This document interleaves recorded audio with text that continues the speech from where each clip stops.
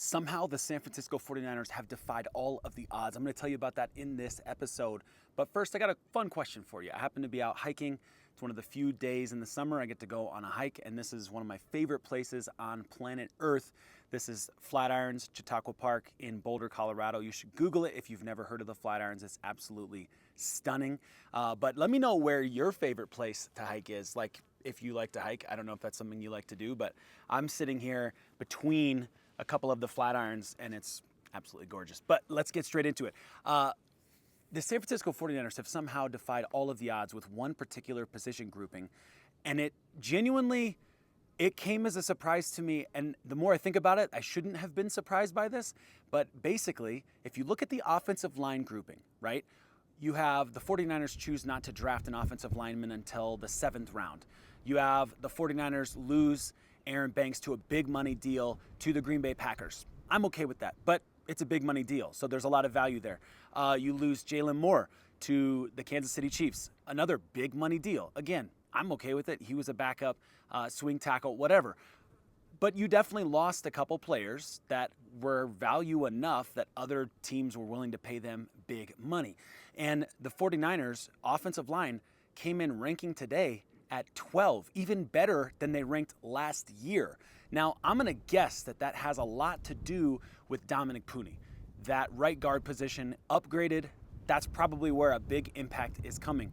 But you still have Trent Williams. That didn't change anything. He's only gotten a year older and spent a good portion of the season out last year. So it is pretty wild to me. Genuinely, I was surprised to see it, that the 49ers are ranking really highly on their offensive line. And top 12 for the 49ers, that's high. I understand they could be higher. Obviously, you'd love to be top 10 in every category. But for Kyle Shanahan and his offense and the way he likes to run things and where he places value, where he emphasizes effort and energy, he puts way more pressure and way more energy and value into other position groups than he does the offensive line. We heard Chris Forster talk last year during training camp about how they were like, yeah, why don't we draft a guy who can score a touchdown, right? Like, they don't value these offensive linemen as highly in terms of draft capital and what they're willing to give up as they do other positions for their team.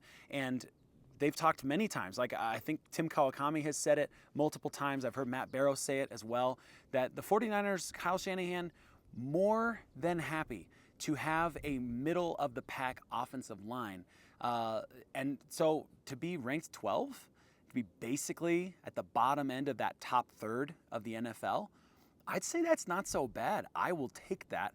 Let me know what you think about that in the comments. Do you feel like the 49ers need to put more energy into having a top 5 or top 7 ranked offensive line? Or do you feel like, hey, Ben Bartch at left guard, we're going to be fine? Like, let me know where you feel on that. You've, of course, got Trent Williams on left tackle. I'm going left to right this way, so it's the other way around for you. But, Trent Williams, and then you have Ben Bartch, then Jake Brendel. Jake Brendel's one of those funny ones where by a lot of metrics, everybody's disappointed by Jake Brendel. And then you have Kyle Shanahan saying, well, we're perfectly fine with Jake Brendel. He's a great player. So that's an interesting one. And then, of course, Dominic Purdy, and then Colton McKivitz, who's going to be up for a contract this year. So that's another interesting one that, I don't know. I guess if they're not going to get the deal done now, I assume that means they're letting him go to free agency and they're letting him walk, which means the 49ers could have a problem at both tackle positions. And they're technically weaker, let's say, on paper, at the swing tackle position, at that backup position. So that's a really interesting position to be in for the football team. Maybe they'll sign Colton McKivitz to an extension. I'm sure some of you would not be happy with that, and I get that. No one could argue about some of the worst games that McKivitz has had. He did look a lot better last year. I think having Dominic Purdy next to him had a definite impact. There was definitely a positive there. Man, I don't know. This is going to be a fascinating year to watch this offensive line. It's going to be interesting to see what happens. Spencer Burford's still kicking around, and he might be thinking, I could see him.